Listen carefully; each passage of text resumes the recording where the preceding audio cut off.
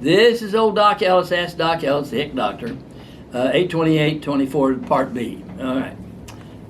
Joseph had an MRI and right meniscus is bad. I get injections instead of surgery. Will I be able to get a scheduled ward instead of having surgery? You don't have to have surgery.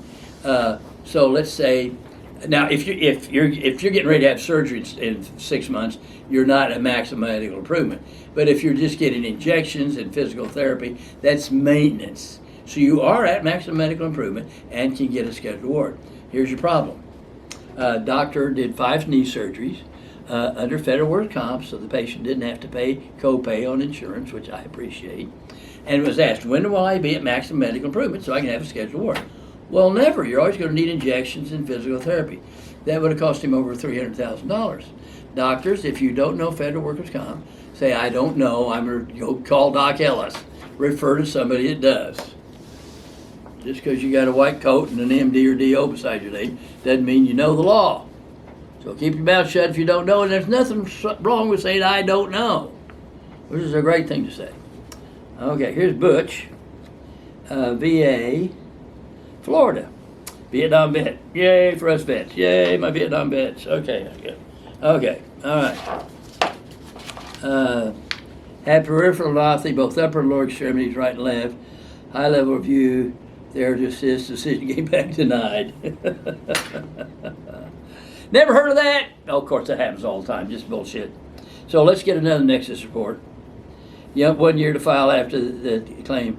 You can file again.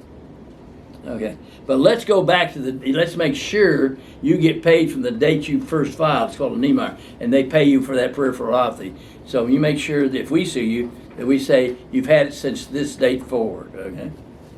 Okay. Okay. So you're not going to go, you should don't go back to 80 and 60. You didn't get better. I mean, if Jesus healed, you would probably, okay? All right. All right, now this is DSR is the name, okay? Secondary connection, Texas, OWCP. Hello, Amazing Ellis Link. I came to visit you all last year under misdiagnosis. Lupus was off work with work-related cervical lumbar radiculopathy, which is just different than the lupus. Since that visit, as OWCP is trying to send me back to work, no restrictions. After second opinion referee exam in March. Okay, yeah, so they screwed you. Although I struggle to barely be seen by you at the same time. Okay. I've lost mobility. I was hospitalized. Obviously, you can't go back to work. You need to get a doctor. You need to get your doctor, who's your treating doctor, and have them fill out Form CA-17s and put down the restrictions of whether you can work or not, whether you're temporary total disabled or whether you work part-time and what you can do. And if they don't want to do that, they can send you to Ellis Clinic as a consultant, and we will do a consultant and fill out the form for them. Or we can be your treating doctor for certain areas. Right? But the EMG still shows peripheral neuropathy and cervical lumbar radiculopathy, means you get a scheduled ward for neck and back. Now, you don't get a scheduled ward for spine, but if you have a nerve being pinched down your arm, radiculopathy, you get the arm approved. Right? So you've got positive EMG, that's a scheduled ward. That's a little chunk of change.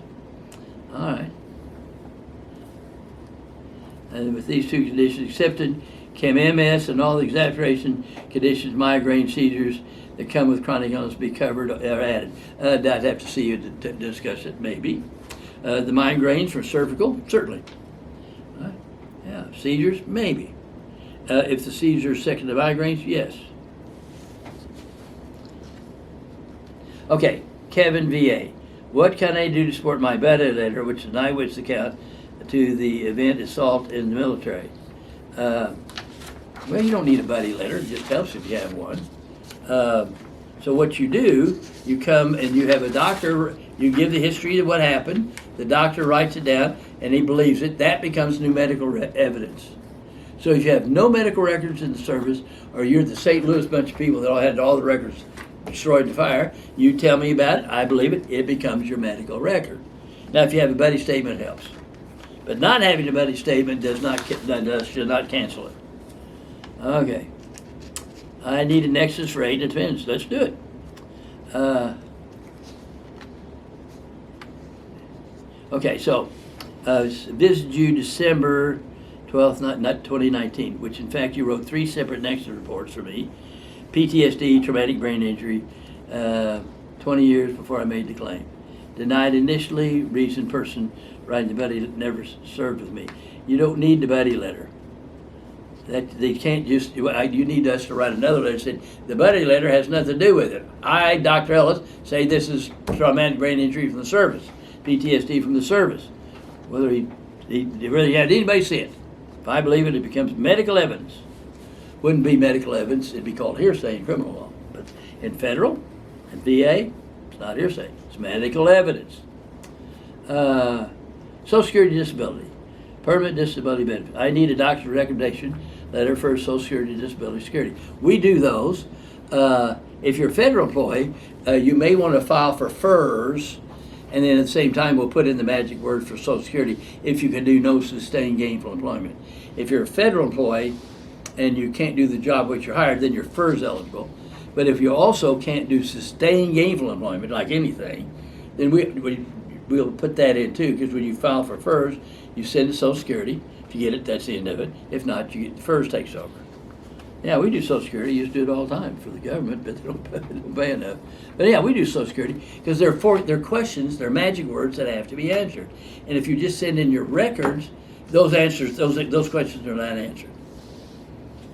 And about 90% of Social Security gets turned down first time. But then you get into any attorney, you go before a judge, a video, and you tell them what's going on. And then you'll probably win it. Okay? And this is Robert, OWCP compensation rate calculations. Well, this is interesting. There's a United States Postal Service EEOC lawsuit, the United States Postal Service NRP lawsuit, waiting for the judge's decision soon after a long case since 2006 law firm Thomas and Solomon working on behalf of the Postal filed this class action suit. Also, I was a victim of workplace violence. UPS tried to hide my injury. But that's just normal. It's wrong, but it's normal. I never sent my paperwork to DOL or CB.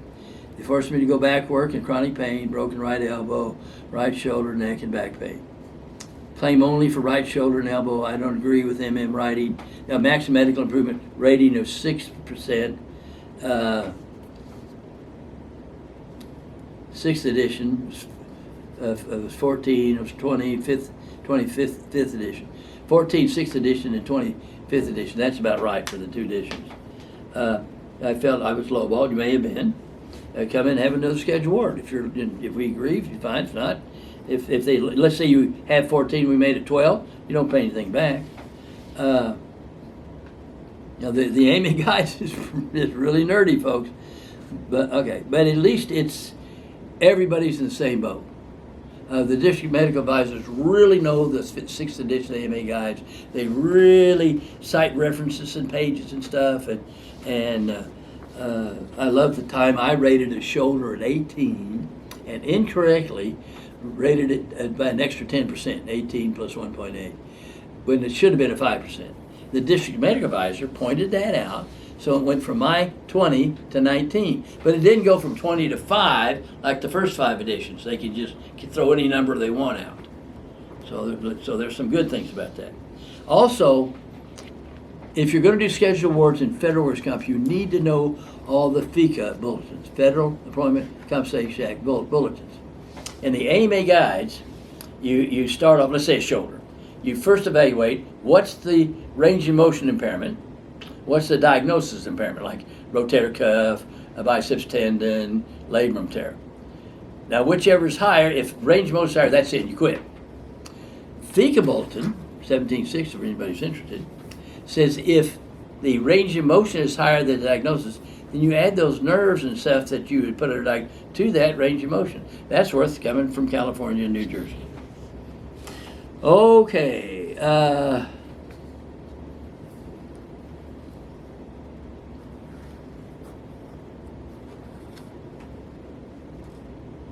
I was going through so much red tape.